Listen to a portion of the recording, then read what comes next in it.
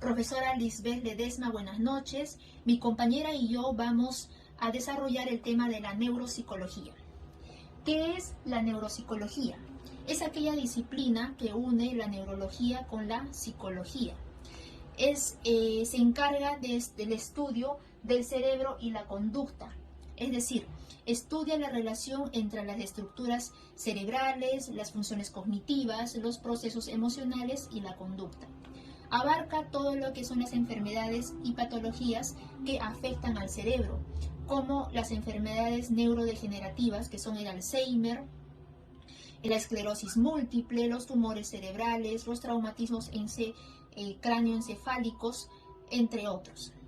En el campo infantil, la neuropsicología puede estudiar lo que es las dificultades cognitivas, como el déficit de atención y las dificultades de aprendizaje.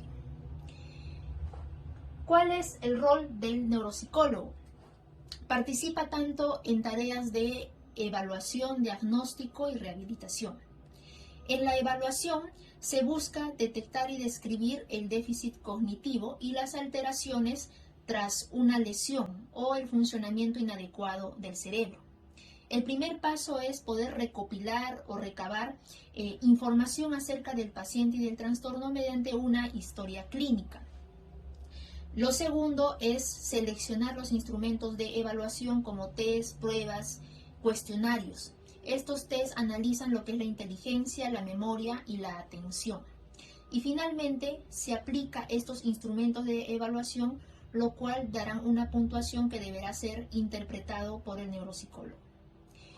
El segundo rol es el diagnóstico, donde obtenidos los resultados de la evaluación deberán ser interpretados, planteándose de qué manera puede afectar esta situación al paciente en su ámbito social, familiar o laboral, pronosticándose también su evolución y su recuperación.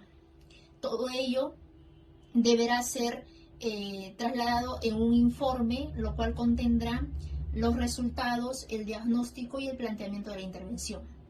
Para que el neuropsicólogo pueda diagnosticar, requiere de dos técnicas que utiliza comúnmente, que son las técnicas de la entrevista y la observación, así como la técnica de la anamnesis psicológica, que consiste en el interrogatorio que hace el profesional al paciente sobre sus hábitos de vida, sus antecedentes familiares, cómo fue su niñez, cuáles son sus dolencias actuales, con la finalidad de poder detectar cuál es su problema y poder tratarlo.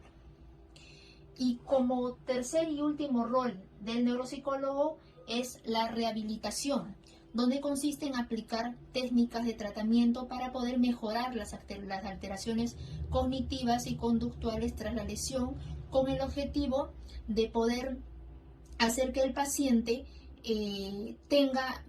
realice mayor número de actividades con la menor dificultad posible. El otro tema son cuáles son las técnicas de evaluación neuropsicológicas. Existen 4 técnicas de evaluación neuropsicológica y son la neuroimagen, registro, psicofísicas y neuropsicológicas.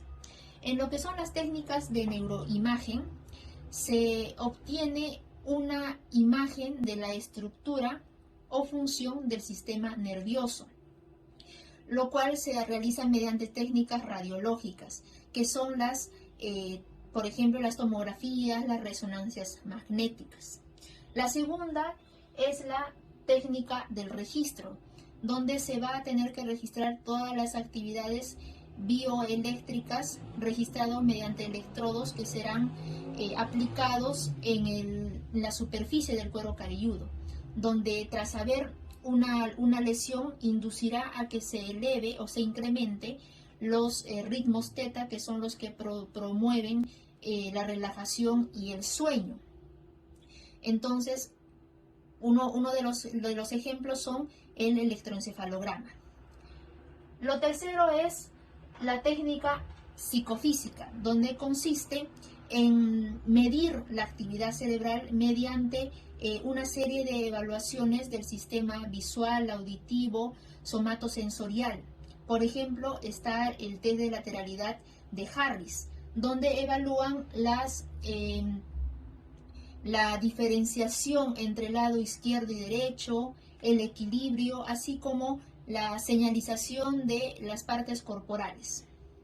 Finalmente está las técnicas neuropsicológicas que son aplicadas de manera habitual por los neuropsicólogos, donde previamente se deberá realizar una entrevista personal y familiar para poder saber la anamnesis del paciente. Al momento de aplicar estas pruebas, se debe tener en cuenta lo que son las áreas de inteligencia, lenguaje, atención, náuseas, motricidad, y las pruebas que son más típicas que se usa son las pruebas de Raven, las cartas de Wisconsin, la orientación de la especialidad, así como la escala de memoria de Wechsler. Continuará la exposición mi compañera María Rosas. Gracias.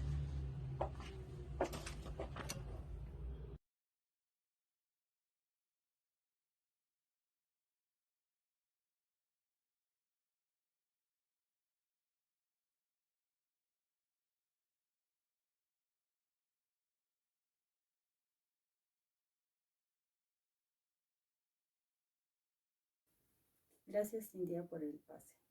Bueno, voy a continuar con la exposición y voy a hablar de la evaluación neuropsicológica. Este es un examen comprensivo en las funciones cognitivas, conductuales y emocionales, tanto en personas que han sufrido daño orgánico como en pacientes con diferentes patologías psiquiátricas. Dentro de la evaluación neuropsicológica, el objetivo que ellos tienen es evaluar el estado cognitivo y afectivo, establecer también las medidas de línea base, también evaluar la eficacia de la intervención terapéutica, contribuir al diagnóstico diferencial, asimismo determinar las secuelas, identificar, describir y cuantificar déficits de alteraciones mentales, ¿no? Estos objetivos no solo se centran en identificar la posible alteración de las funciones reguladas por la corteza cerebral, ahora también se dirigen hacia los tratamientos que tienen las personas afectadas por las alteraciones en las funciones cerebrales superiores. Etapas de la evaluación neuropsicológica. Como primera etapa tenemos la entrevista e historia clínica. En esta primera etapa se da la entrevista y motivo de consulta del paciente. Asimismo se crea una historia clínica. Como segunda etapa tenemos la aplicación y calificación de pruebas. Aquí se seleccionan los instrumentos, ya sean los test, baterías o pruebas. Asimismo se da su aplicación y también la calificación. Como tercera etapa tenemos el análisis y entrega de resultados, que es la interpretación, el diagnóstico e informe. También tenemos los 4 diagnósticos neuropsicológicos. El primero es el diagnóstico sintomático. Es donde se relaciona con la anomalía transmitida por el paciente mediante los síntomas. Por lo tanto, se determina como un diagnóstico representativo. También tenemos el diagnóstico etiológico, que es la causa de la anomalía. Es fundamental la historia de la enfermedad, su inicio y su evolución en el paciente. Esto determina la etiología, puede ser algunas veces sencillo y otras veces más complejos. También tenemos el diagnóstico topográfico, que es la localización del proceso patológico. Esto nos permite establecer el pronóstico a corto, mediano y largo plazo. Refleja los síntomas. Esto puede variar de un paciente a otro. También tenemos los diagnósticos sindromáticos.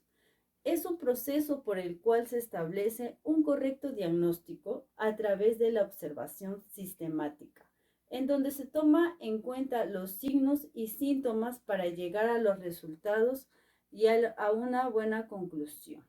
Asimismo, si tenemos un paciente que ha sufrido un accidente automovilístico, como diagnóstico sintomático, vamos a ver que este paciente va a tener una mala pronunciación en las palabras y también puede trabar su lenguaje.